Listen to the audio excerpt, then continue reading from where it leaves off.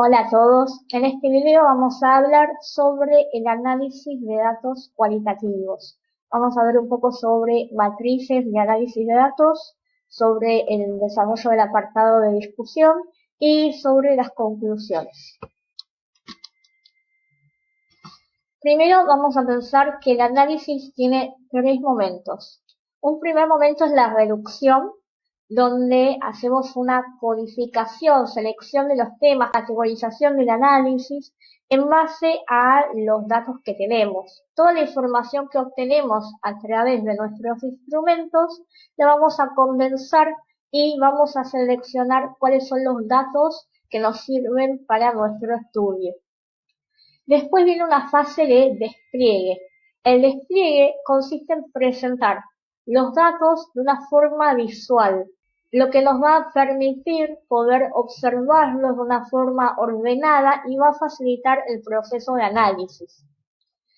Para eso hay diferentes técnicas como la construcción de matrices, diagramas o mapas.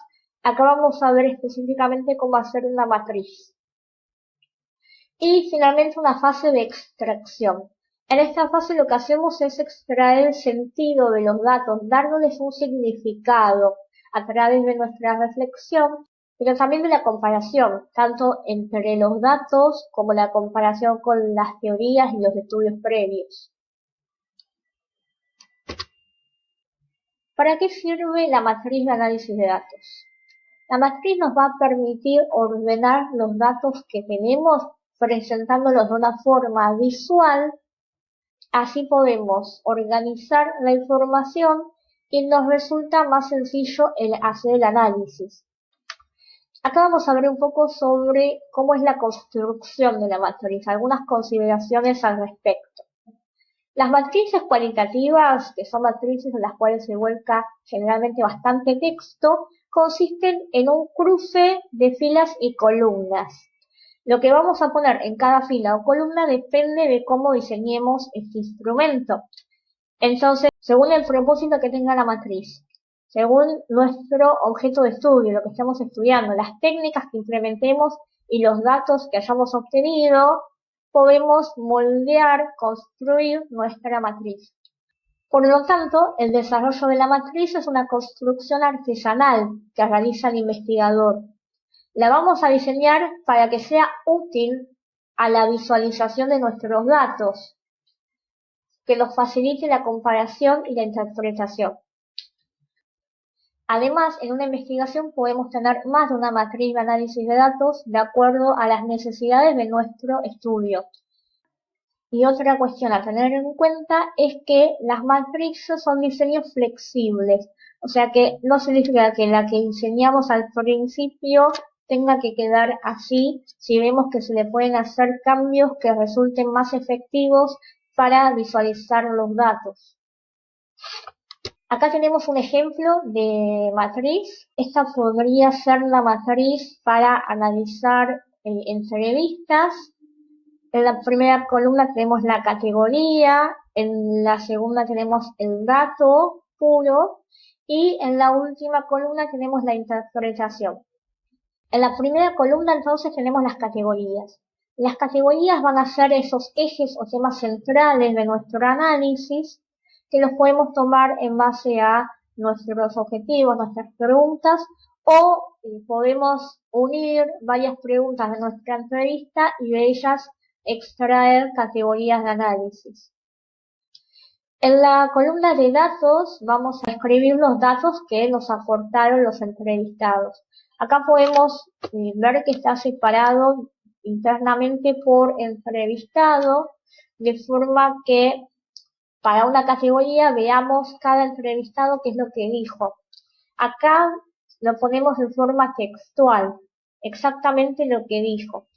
Y después tenemos una última columna, la interpretación, que es donde vamos a hacer una síntesis con nuestras palabras de qué es lo que observamos dentro de esta categoría según lo que dijeron los entrevistados. Ahí vamos a hacer comparaciones de lo que dijeron, ver si hay cuestiones que se fueron repitiendo, en qué se diferencian y hacemos nuestra síntesis de esas ideas.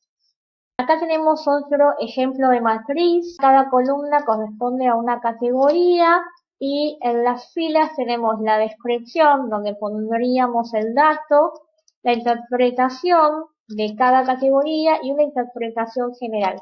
Esta es una matriz que podríamos utilizar, por ejemplo, para una observación. Supongamos que estamos estudiando cómo se registra la asistencia, calificación y temas en una clase y bajo qué soporte. Entonces una categoría podría ser registro de asistencia, registro de temas, registro de calificaciones, soporte en el que está hecho el registro. Y utilizamos este espacio para hacer la descripción de cómo es cada uno de estos elementos, la interpretación de cada uno y después una interpretación general. Esto lo podríamos hacer por cada escuela o cada clase que estemos trabajando y después también podemos hacer, además de esas matrices, una metamatriz o una matriz general que sea una síntesis de cada una de las otras matrices. Luego de hacer la matriz, podemos hacer el apartado de discusión o desarrollo del análisis. Es un apartado que vamos a tener después del encuadre metodológico, donde se produce la exposición argumentativa del análisis que hemos realizado, que estamos realizando. Ahí vamos a tener en cuenta nuestras preguntas, objetivos o hipótesis de la investigación y las teorías y estudios previos. A este apartado de desarrollo o discusión también es conveniente organizarlo internamente, establecer apartados o alguna lógica expositiva. Por ejemplo, puede ser en base a nuestros objetivos, preguntas de investigación o hipótesis. Acá tenemos algunas consideraciones a tener en cuenta en el apartado de desarrollo o discusión del análisis. Primero, que en este apartado tienen que estar desarrolladas las respuestas a las preguntas o objetivos de investigación. Y si hay hipótesis, también tiene que estar la verificación de si se cumplieron o no. Es importante en este apartado que consideremos el marco teórico y el estado del arte como un apoyo a la hora de realizar la reflexión y el análisis de los datos.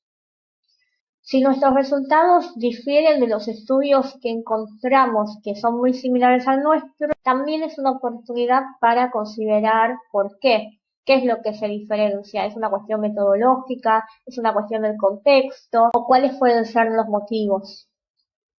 También hay que tener presente la objetividad y el pensamiento crítico a la hora de argumentar, porque el análisis implica una toma de posición nuestra frente a los datos, pero no tenemos que dejar que esa toma de posición se vea demasiado influida por nuestra subjetividad. Este apartado es un espacio donde también podemos considerar cuáles fueron las limitaciones de nuestro estudio, cómo se puede continuar nuestro trabajo, nuevas líneas de investigación. También pueden generarse hipótesis respecto a lo que hemos observado en nuestro estudio, entre otras cosas. Finalmente, el apartado de conclusiones va a cerrar nuestro trabajo. Ya después de eso viene la bibliografía y abajo de eso los anexos, donde va a estar la matriz de análisis de datos. Y en las conclusiones lo que vamos a hacer es resumir brevemente los hallazgos principales de nuestra investigación en base a lo que habíamos planteado en la introducción de nuestras preguntas, objetivos o hipótesis. No vamos a aportar conocimiento nuevo, no es el espacio para generar información nueva, las conclusiones, sino para hacer una síntesis de lo que ya se dijo, de lo más importante de lo que ya se dijo. Además de los resultados principales de nuestro estudio, lo que podemos plantear acá, y como decíamos antes, es hipótesis que hayan surgido con nuestro trabajo, nuevas líneas de investigación, nuevos interrogantes o preguntas de investigación, los alcances y las limitaciones que tuvo nuestro estudio, otras consideraciones que nos parezca relevante mencionar a modo de cierre. Y ahí termina entonces la presentación. Espero que les guste y que les haya servido. Y si tienen consultas, me escriben. Un saludo a todos y a todas.